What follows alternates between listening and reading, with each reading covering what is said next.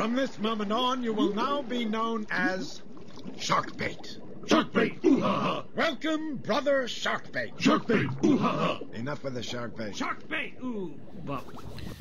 Hey, what's up, everybody? This is D from Brooklyn. And I know I've been sketchy a little bit with the videos of late, but you know how I do it. I'm a real-life guy with real-life family and real-life everything. So just to jump back into the middle of things here, it is springtime, April. You know, the weather's all over the place in New York. You got your piles of stuff that you had sitting over the winter. And just taking a look at the old greenhouse and how it's done. You know, I gave you guys an update a while ago. This was a great little greenhouse for people on a budget. You know, in New York, we don't have a lot of place, like if you're in PA or Connecticut or something like that. But I got a little backyard here.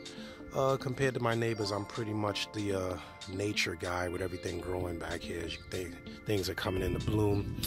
The greenhouse did really well in containing heat and everything. One of the only things that really killed me was this zipper had broke somewhere back in like December. So it doesn't zip closed, but amazingly enough, it does manage to keep the heat in. I mean, talking to a lot of people in greenhouses, they always end up having to open them just to control the air and things in here. But as I go in here, you can look at the greenhouse is well above 80 degrees, and that is with the zipper broken. The water actually evaporated. Look at this. This was a whole bunch of swords in here, which is probably great growing for like Daphne or whatever. Little bacterial things are growing in there. I'm going to add some water to that. I got my new bird feeder here, and just various pots and like terrestrial stuff that I left in here over the winter. Some things have actually started growing, so it is really cool.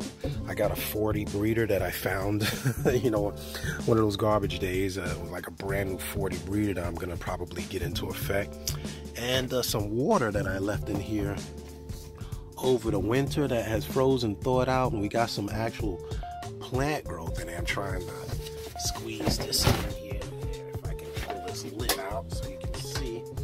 But yeah, we got some stuff growing in there already, and this was actually the container that had the little leak in the side. So I'm gonna leave the water level at what it is and leave it as it is, because if it ain't broke, don't fix it.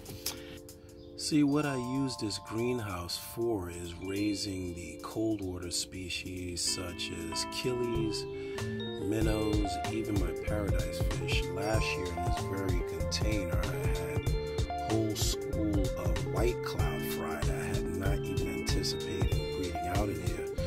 But with the growth of all this green matter and the mosses that are just kind of coming back into play, I can see it's going to be a pretty good year for this little greenhouse.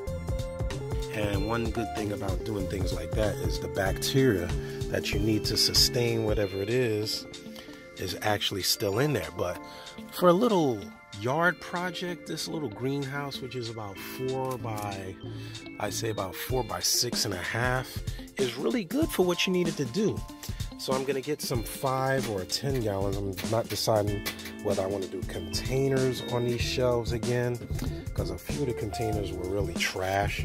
So if I do get some more Rubbermaid containers, I'm not gonna get these. These kind of split on me. They weren't the best. This one didn't, so I can fill this one back up with water and leave it where it is. I'll probably, when I take this 40 breeder out, I'm gonna save that for a project I'll let you know about later. I'll do a little stand over here and put another container over here. I had string beans growing on the shelves and things like that, which was pretty cool. And I'll get this started. Wow, I'm standing in here. It is really hot inside this little greenhouse. But just for, you know, people are always asking how you do that. We kind of tend to overcomplicate things in a hobby and make it really, really intimidating for people that are trying to get into the hobby or try to do new things.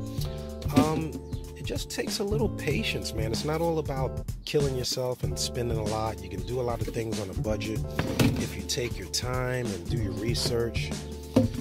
These little containers I were using for hatching little eggs, like brine shrimp eggs, I'm gonna get another solar powered pump. I'm getting a solar powered aerator, so stay tuned. Click subscribe now if you're not already a subscriber, so you can keep track of what's going on. I use everything solar power. I don't power anything with electricity in here. This is what keeps it really manageable for those of us that are on a budget. And actually, I'm always intrigued in the nature version of this. This is a little scratched up, which I don't like. It's probably why he tossed it, so I'll double check that and sand that down. But this is a little scraped up.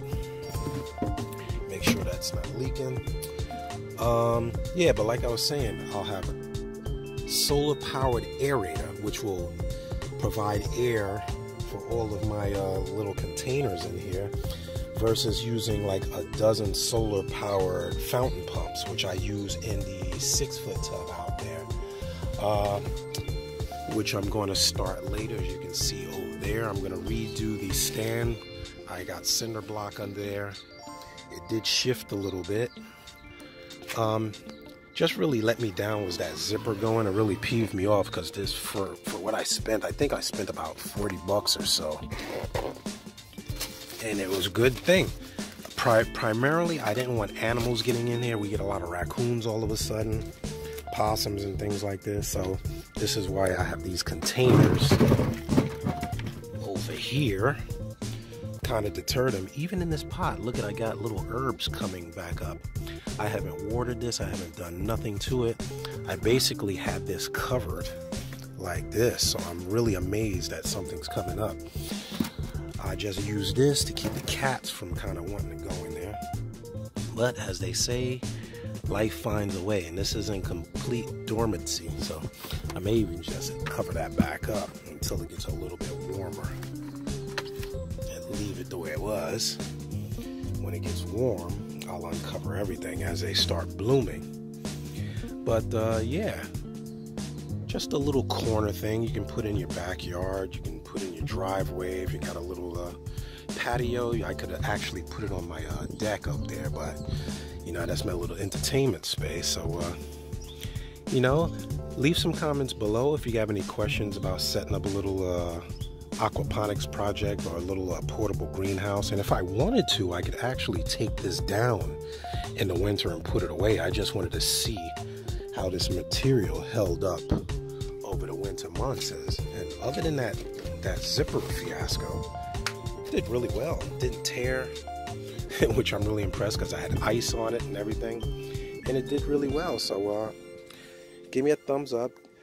Ask your questions. Let me know if you guys have any summer or spring planning projects for your little backyards. I'm here in Brooklyn. You can do it anywhere. It just takes the time, investment, and a little research. So this is D signing out. Love, peace, and hair grease. I may even try to do a little saltwater container. If you want to see if I give that a shot, leave me a comment below, and I'll put a poll in the top right around here. I'll put a poll for those of you that want to see me try an outdoor saltwater project. All right, I'm going to be out.